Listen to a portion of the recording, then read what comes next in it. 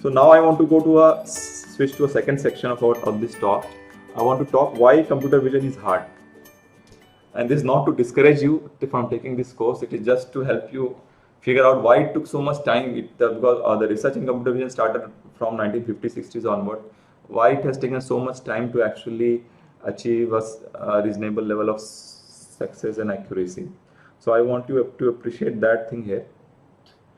So for us, human vision is a very amazing thing. We have many knowledge acquiring senses. Out of them, vision is one of the most important sensory perception that we rely on. We may hear something, generally we don't believe it, but when we see something, we believe it immediately. Although it is very deceptive, because nowadays images and videos are getting, it's very easy to fake images and videos. So believing images and videos is also very is not good. So, but yeah, whatever we see, generally we quickly believe it.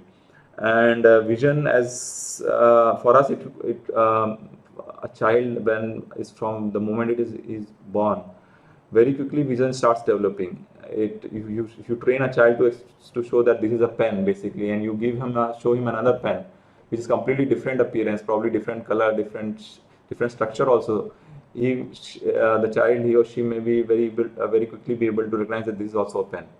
But to make the machine do that same thing, it's a very difficult thing, and we'll talk why. So part of the reason why vision is very amazing in our things, because at least 50% of our brain for this macquarie is basically a species of monkey. So people have researched and found out that from a monkey's brain, that at least 50% of just monkey's brain is actually targeted to processing visual signals. And in human, they guess it is even more. Much more portion of our human brain is actually devoted to process all the visual perceptions that we are getting. And because of doing all that high-powered human brain processing, we are able to basically recognize many things which seemingly is very difficult for a machine to do that. And just to start with a humorous anecdote, in very early, when the first, in fact, this is one of the first recorded project that was started in 1966 by scientists at MIT. Seymour Papert is little well known, but Marvin Minsky, everybody would be knowing, he was the pioneer of AI. And some anecdotes says that it was actually Marvin Minsky who did this. But I looked at the paper and I found this project was actually proposed by this person. And both of them actually worked generally. He was a mathematician, and this was basically a computer scientist and whatever. So both of them worked together generally. So what he did basically, in 1966 summer, they have their bunch of undergraduate students. They made a group led by this person. He was also an undergraduate student, and asked him to basically connect a camera to a computer and start describing, and the computer should be able to start describing what the scene is all about. So basically they gave the entire computer vision problem to those undergraduates for a summer internship. This is actually, at least the way anecdote goes. On the net, if you find this is the way it is. Even this famous book by Silsky also says that like that. But if you read this description of this paper, I have put a hyperlink on this. Later on, if you click on this link, you will be able to download this document, this original document manuscript. It does not say the entire thing. It basically says that it is aimed to develop a platform which can segment out background from foreground regions and extract non-overlapping objects from real-world images. So still, it was very ambitious from that point that year, definitely, but it was at least less ambitious than giving the entire computer vision problem to be solved. So everybody can understand what happened to that project. It never finished because the problem was actually much beyond the scope at that time. But at least it opened up this field, and people started working in this area. And people realized that actually it is a whole field, it's a whole research field which has to be developed. And why it is so difficult? So let us explore try to understand some reasons why, few reasons at least, why it is so hard. So generally, when we represent our digital images, generally represented is nothing but this is a sample representation of a digital image. You are just basically getting a bunch of 0, 1s or values from 0 to 255 depending on the range of the how many bits you are using to store each pixel. So your images are divided, can be divided into each pixel. It can be just think of a 2D array, and each cell, each matrix cell is consists of some value from some range. So if you are using 8 bits, you can store value from 0 to 255, and 0 can be represented as black and white, 255 can be represented as white. So it's so your entire image is nothing but if you have this image, this is a color image, so probably this will have 3 such matrices. If it is an RGB image, there will be 3 such matrices combined together that will look like this image. So human vision can see this as an image, but what machine sees is this. Machine just sees an array of matrix values, and you have to figure out the now machine has to process this in order to get an understanding that this is actually there is an animal here and that animal is a tiger. So what difficulties are associated with this? First of all, this data is very high dimensional. Generally, if you have an HD size image, HD size video or image, you have a matrix of 1920 cross 1080 resolution. So 1920 columns and 1080 rows, or vice versa. And if it is an RGB, you will have three such channels. And if it is a video which is having 30 frames per second, so per second there are 30 frames, so then it will be generating this much amount of 180 million pixels per second. So 1 second of a video will be generating this much amount of data. So 180 million values you will have to process, and if you have to predict, you have to if you have to make it work in a real time, that application, that all that has to happen in few seconds or milliseconds.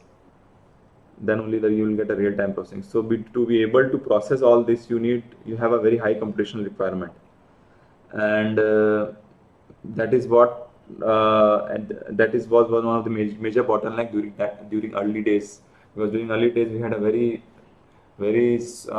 primitive systems which cannot handle all this computation workload. So that is one of the reasons why computer vision has progressed recently, because now we have very advanced computational architectures like GPUs and all those, which have made this number crunching easy or fast in real time. The other most important reason why this vision is a hard task is you lose a lot of information when you are capturing an image of a real world view using a camera. You get at a 2D or a 3D image or a video. From the moment it has captured and moment it is stored in a binary representation, there are many things going on where information is being lost. First of all, when you are digitizing, you are sampling, you are using an analog signal and then sampling into a discrete data. So you are losing all the intermediate values. So digitization process loses some values. Noise is involved in the capturing process. Compression many times, because you have this high amount of data. Videos are normally always compressed, otherwise single image or single video will be very high size. Just to store them, it will be a difficult task. So normally all images and videos are stored in a compressed format. So when you compress, you are again losing some data. And then, as I said, when you're taking our real world is a 3D or 4D or whatever, and from there when you're taking a 2D image, you are losing one-dimensional data at all, totally. You are having a 2D dimension. For example, you lose the depth information, the distance information. You only get the XY value, but the Z value is lost. So you cannot understand now which is closer. This ball is closer, this ball is closer.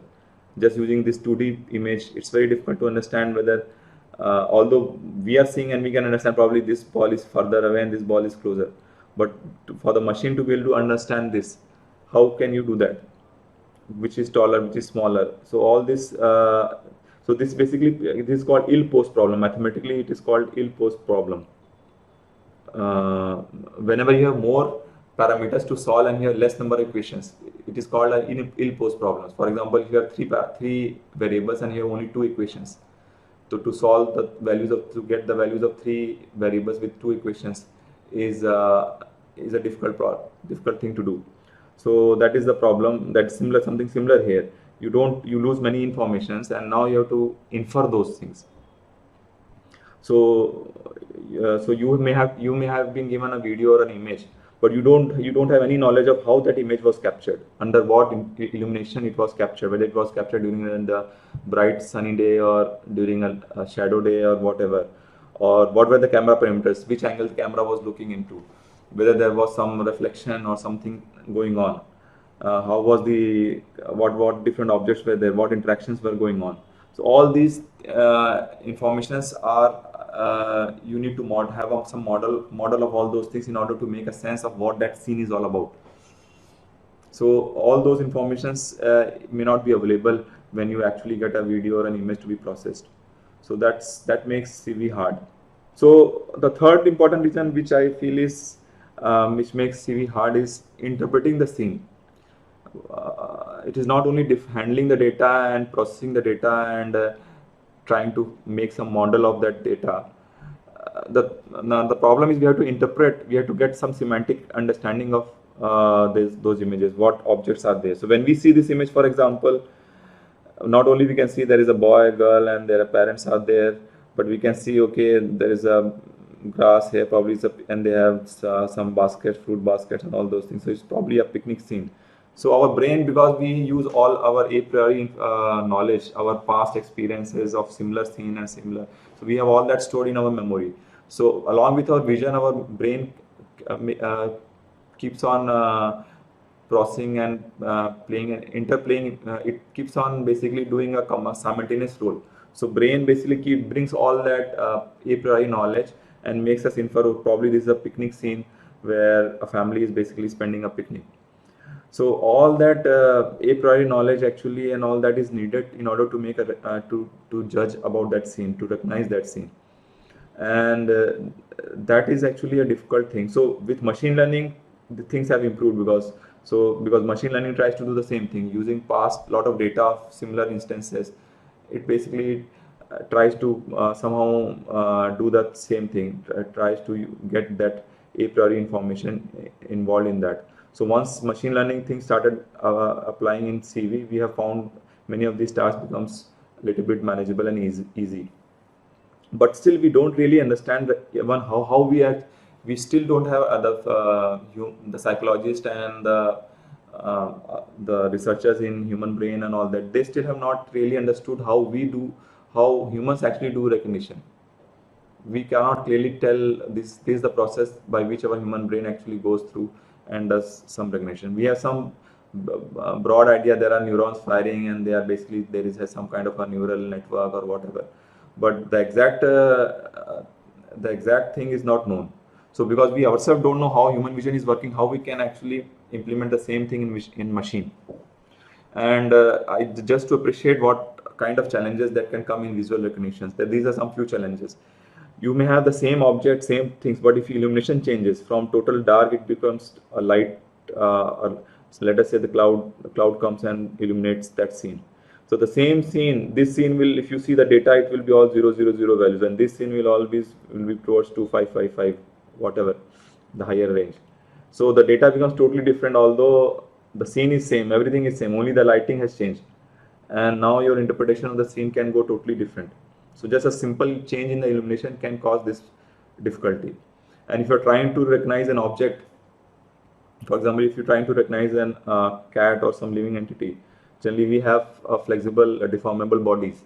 So you cannot even make a simple model of a person that there should be a head here and there should be a torso here and then there should be some legs kind of there and hand. We all have a flexible body. We can all, just an example of a cat is being shown here. So you can see a cat can be sitting in a different pose, standing in different pose with all deformable things.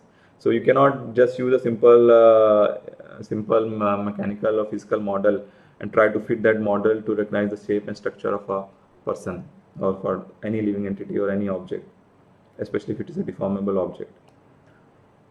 And then there is occlusion. So very often occlusion is involved in a real world scene. Object may be occluded by something here. So this is an example of cat being occluded by a bottle or some portion of the car. So a machine being able to recognize that there is a car behind this, there is a cat behind this, is going to be a problem.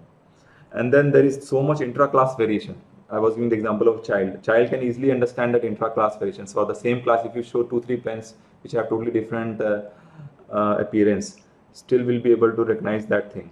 But for a machine to be able to recognize that thing just using those numerical data is a difficult task. So this is an example of same category, probably same species of cat, but with different eye colors, different fur colors, and so on. So within the same class, there may be so much variation.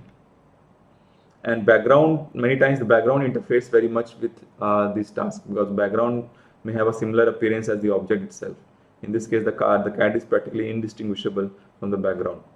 And in real world scene, you find this so often, if you, especially while you're walking and on a road, so many objects are overlapping and occluding each other. They are basically, and they are cluttering each other. There may be n number of people in a small area, and they will be overlapping. So all this clutter in the background and overlapping and all that make the recognition task very challenging.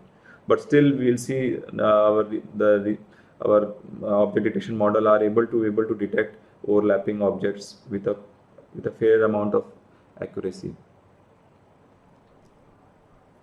And the last difficulty that I want to talk about is that I talked a little bit about earlier also, but the same thing, the human visual system, we really don't know how it works. There is no complete model which exists, and it is not possible actually also to make such model. Whatever existing model that we have about human visual system, they are in parts. We can understand how the image formation happens on our retina, and probably how the signals from our fovea and from there they go to the brain and all that. But these are all in small modules. Different researchers, they do some modeling in their own area, but holistically how everything is working, people don't have any idea. And what is perceived and what is cognized, what is understood and what is perceived can be totally different. I'll show some examples. You will be some examples of illusions, how brain actually does lot of things, that what our senses are perceiving, what input senses is giving to the human brain. Human brain makes a completely different sense out of that. And when do you know that an object is more important in a task or the context is more important? Because objects standalone is not existing standalone in a real world scene. Object is existing in a context. An example game of the picnic scene. There are people there and there is a picnic scene. There is a background there. There is a context there. So irrespective of context, if you try to understand that scene, probably you may recognize it differently. But along with the context, it may different have meaning. And by bringing the context, the meaning of that object may change totally. So when to give when object is important, when context is important, how to understand all that, it adds an additional level of difficulty. And as I said, even if you happen to form a mathematical or physical model of human visual system, how will you verify it whether it actually really works? You are not going to poke electrodes and everything on your human brain and vision and do all that. Whether it's really, so that's why the scientists, researchers do it on mice or cats and all those poor animals. But for human visual system, how they can do that? It's verifying is very difficult. And even if you do it, I don't know whether it will be ethical or not. But yeah, that is all those additional levels of challenges are there. So in fact, it is said computer vision is kind of an AI complete problem. So you may have heard of NP complete and NP hard, but I don't know whether you have heard this name AI complete.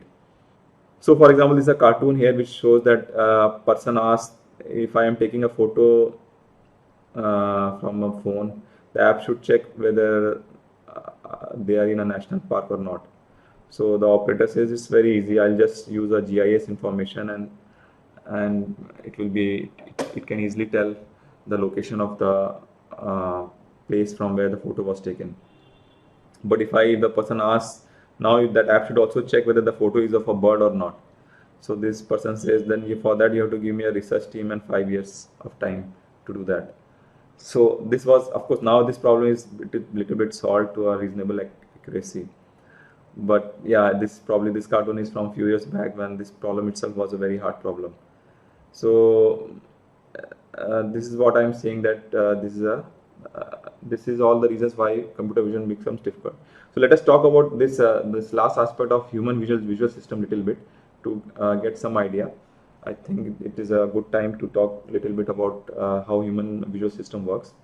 So we know about little bit from our biology, we would have studied about the structure of eye. We have a lens and which is basically connected with some ciliary muscles. So these muscles help us to contract or expand this lens and change the focal length of the lens. And by adjusting the focal length, we can focus on the far away object or the nearby object, so that the image is formed on the image of this scene is formed on something called retina, which is basically coated by two types of senses called pigments called rods and cones.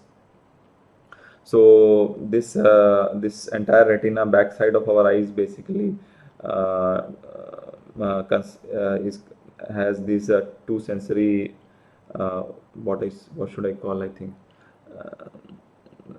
two types of sensors. One is called rods and one is called cones. Rods are basically more responsible for general vision in low light scenario and overall vision, and cones are more responsible for more specific and focused vision, and also for color. The color information comes from using the cone sensors, general perceptions. And cones are more concentrated near the fovea, where actually where the focal length, the optic axis of the lens actually meets. And since the rods are more dispersed towards the other parts of the retina. And then there is a portion called so here this is called blind spot. So if a light ray happens to fall on this area, you will not be able to see the object there. And you can do this experiment. You draw a simple circle or a simple cross and try to take a cardboard and draw something on that, and change this change the location of that cardboard, move it towards the eyes or further away the eye. So make a small dot, and you'll see at some point dot will become invisible, because at that point probably the dot that image is falling at this location, blind spot. So, but that was anyhow. So this is all what we know, and then there are other structure for things.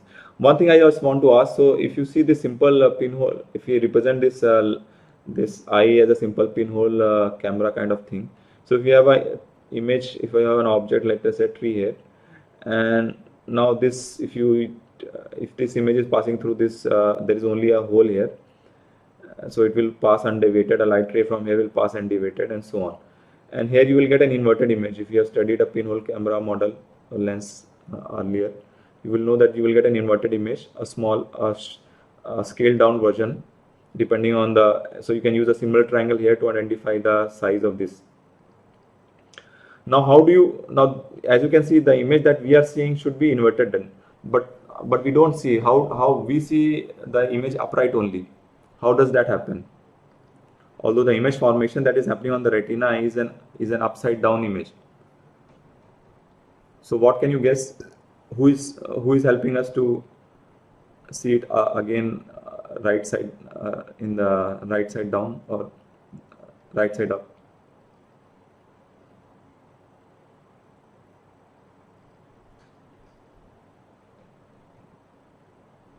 Brain, correct. So it is the brain who is actually doing it. So brain learns to adopt itself according to the way the word is. So in fact, we don't really know when the child is born. We really don't know whether he's actually seeing upside down or he's seeing right side up, because we don't know. Probably his brain is getting tuned after some time, because it will be very difficult to work to interact with our world if we are seeing everything upside down. Imagine if you have to fill up a jug of water and you'll be holding the cup this way and you have to fill it from down. It will be very difficult. So brain tries to during first few years when the child is not doing many things, it's just adjusting. Probably the brain is getting adjusted to re-invert that image so that it is easy to interact with the thing. But yeah, who knows this? We cannot verify it. A child cannot speak it. As soon as one child is born, he cannot start speaking and telling us that I'm seeing upside down. So yeah, it's very difficult to verify it, but the only reason we can guess is the brain is actually doing that. And another thing you should know that it's a 2D surface. This retina is a 2D surface, so only a 2D image should be forming here. How we are able to also understand the depth, how far that object is. How our human eye or human brain is able to estimate the third, the 3D information of the real world.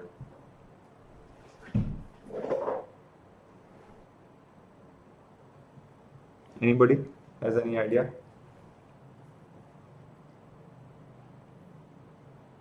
By practice. Okay, but what kind of practice, or what things can help us to, what things help us to uh, estimate the depth? Uh, Anybody has any idea? How our human eye is able to understand the depth information? Distance between object and eye. Yeah, how we are able to understand that? How we get that? How we get an estimation of that depth? Brain trains itself from nature as it grows. Yeah, that is true, but how can it train itself? Brain also needs some input, na? Without any input, how can brain also tells? Just making it upside down. Okay, I can understand. Yeah, because we have two eyes. One of the cue it takes from two eyes. We don't have just one eye. With one eye, probably brain doesn't get much cue. With two eyes, actually, will might be because of distance between eyes. Yeah, and two eyes, and those two eyes are little bit displaced. They are not, so they are looking at a different angle. So much portion of our scene is overlapped. So maybe 60-70% of the scene is common from both the eye. Now using those two eyes, those two things. Now if you do little bit geometry, you will be able to understand that for the same figure, when we are seeing from this eye and from same figure this eye, and if you take the geometry form, the similar triangle and things, we will be able to actually get. Now we have more equations because we have two eyes. Now we have more information. With those, we have more equations, and then recovering this depth information becomes easy. So I will not talk about stereo. Stereo vision is another area of another field of computer vision. In this course, we will not talk about stereo vision, but that is one of the Q, and that is not just one of the Q. There are many other Qs which human brain uh, starts understanding through that. So there's parallax and all those things are there. There are many factors which are there. Again, it will be interesting exercise. You all can. Yeah, if one eye is, that's what. So even if your one eye is closed, still you are able to have some depth idea. So that's why I'm saying it is not the only cue on which the brain relies. There are n number of cues which brain is using the information to be able to recover depth. So for example, another cue is whether if you see a person taller and if you see a person smaller, probably and they are the same person, probably a same age person if you are seeing. So generally, if person is taller, you can understand that this is probably near to me. And if a person is shorter, you will understand it is farther from me. So for example, when you see a mountain at a very far distance, even though it is a big mountain, but it will appear smaller, whereas a car which is nearby will appear larger. So using all those cues, actually there are multiple cues through which the learning in the brain neural network gets trained, and those multiple cues help us to understand, get some idea of the depth.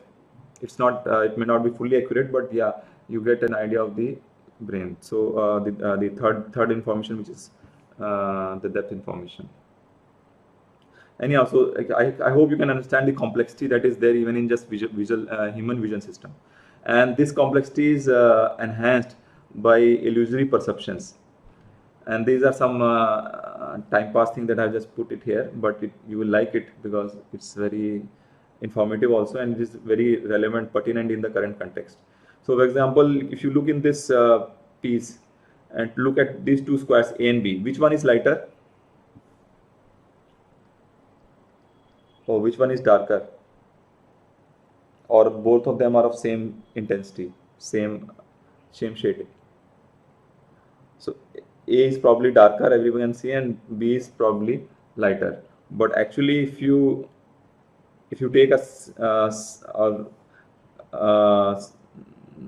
same intensity thing, I'm just taking same intensity thing probably of A, which is of same intensity. I will say that actually both of these are of same intensity, and that same intensity bar I've taken it here. If I bring it closer to this, you can see actually, if you match, both are of same intensity. Both A and B are of same intensity. But what is happening? Why we are perceiving B as lighter?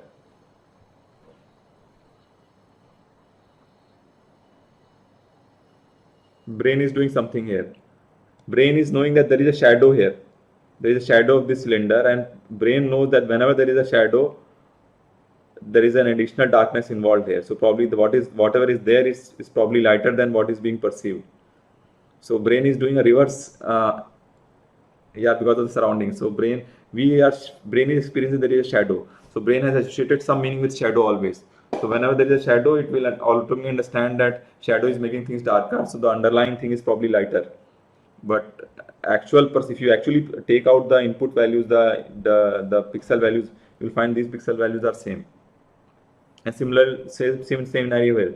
The inner square, all of them have same intensity, but here it looks brighter. Here it looks darker.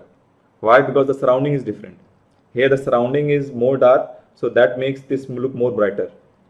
And here the surrounding is lighter, so that gives this more darker. And you can see that when you move out, when you are sleeping in the night, and when immediately light is thrown, light bulb is switched on, immediately you cannot see things. Or when you come out from a cinema hall, for example, it takes time before your eyes get adopted to the new surrounding. Or from if you immediately enter into a dark room, you cannot see things, but slowly after some time you are able to see things in a dark room also. So because of the surrounding, so our eyes adopt these things. And this is not only limited to the grayscale, but also to the color.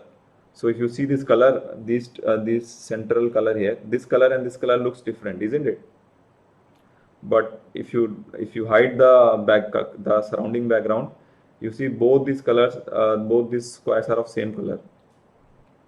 So this illusion happens, and because brain is actively getting involved with whatever we are perceiving, brain is giving some meaning to it, and this sometimes works.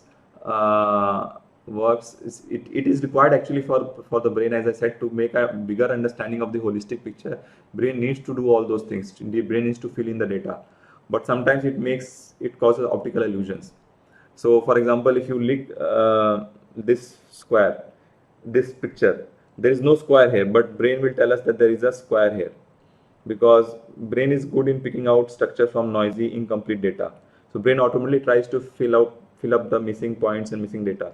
Similarly, brain is giving an expression that there is a circle here, but although in fact there is no circle here.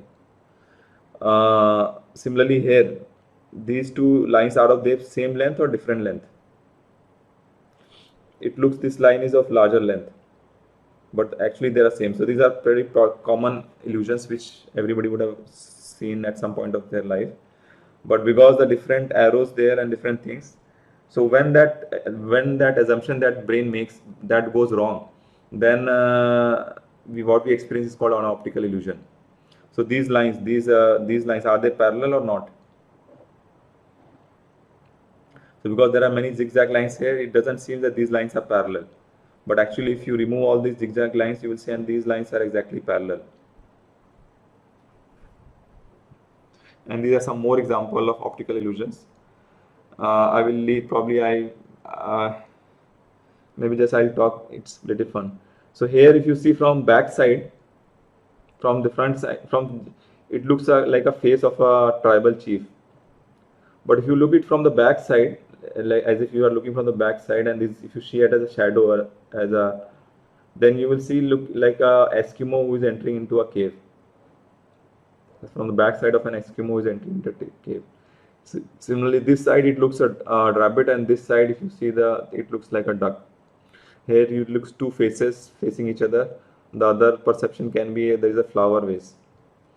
And if you try to count the number of legs of this elephant, you will be bewildered. And this looks a face of a lady, but it is actually a word liar written here. And then there are so many optical illusions, not only on static images. So these are like dynamic illusions. Here these wheels these are actually moving when you look at them. But if you focus on one point, they will stop moving. So if you generally see, they will all be rotating. But if you look at one of the wheel, it will stop moving. But it is actually just a static image. Similarly, if you look at this square and think of circle, immediately all these circle will start coming out in front of your screen. So all these illusions you can look, and there are more illusions you can put on the slide later on. You can see. So if you look at these things, even our human vision system is very defective. Although it's so powerful, so things, but what we perceive and what exactly the fact is, you never know. So that means relying on our just eyes is also not good. We should not rely just on our eyes. So vision is also incomplete. And then what to speak about human computer vision or machine vision. So how machine can understand all these things and make a sense. Maybe sometimes these optical illusions may not happen in machine vision, because machine is just taking quantities. So there, if the brain is, because if we are not doing that inverse of if you are not using that past accumulation, all things, so some of these probably a machine can do a better job here, where optical illusions you can avoid. But yeah, I hope you, with this lecture, you have got an understanding why computer vision is hard. But the intention of this lecture was not to discourage you from taking this course, but just to appreciate, even though this field is so hard, so difficult, and the task is so difficult, still people have been able to achieve commendable level of uh, uh, commendable level of performance and accuracy in solving many of the common tasks, vision tasks, or at least specific tasks, not general vision, but specific customized vision tasks. People have been able to develop solution for that. And how that has been done? Through many years of research and development, that has been possible. So it should be, I hope it should be motivating factor for you to try to get an idea of all that, how it has happened. So next class will continue from here.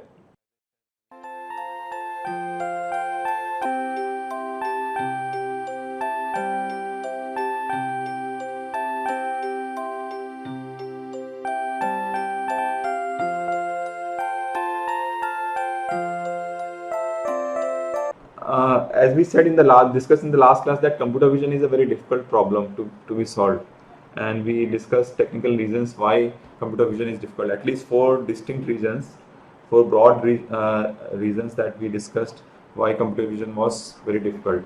Does anybody remember one of the reasons?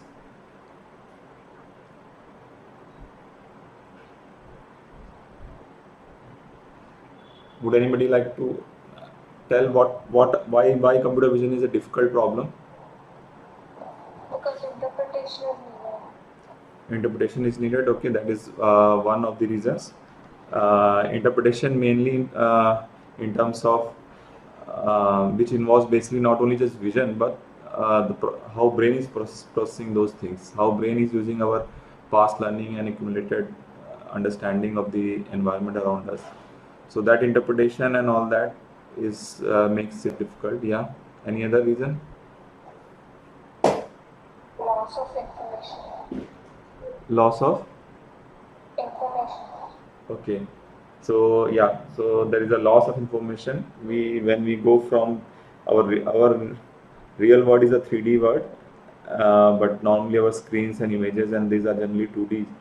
So we at least lose one-dimensional information, and then there are other information that we lose, the setting in which the image was captured, the lighting conditions, the camera parameters, and so on. So all those informations are not there. So without that, trying to reconstruct the scene understanding becomes a ill-posed problem. You have less known factors, and you have less equations, and you need to derive or find the values for more unknown values. Any other? Have a proper, complete model of human visual system. Yeah. So human. Complete model, and then also we have to deal with lot of data, as you said last time, something in billion pixels per second. Correct. So yeah, these are two distinct reasons. The computer vision problem actually has to deal with a lot of data. So it is not only data intensive, but even the algorithms that we will develop, you'll see that these are sometimes the algorithms, because they may involve machine learning and all that. So even algorithms becomes computation intensive. So it requires a lot of data crunching architectures, which can actually make the processing, handling that much amount of data and processing easier. And many times these these applications require real-time performance, because as you are seeing, you want an output. So that becomes a difficult thing. And yeah, the last problem reason, the human visual system itself is a very complex thing, and we don't know actually how human visual system is working in tandem with our cognition system or brain system. So what people are basically trying is just a hit and trial and experimentation thing, and we really cannot verify whether that is actually really the real, whether the phenomena that we are trying to mimic is the same which is actually happening in our human system or not. Okay, so I think, yeah, so good that most of you are remembering the things. So it was a good review of what we discussed in the last class.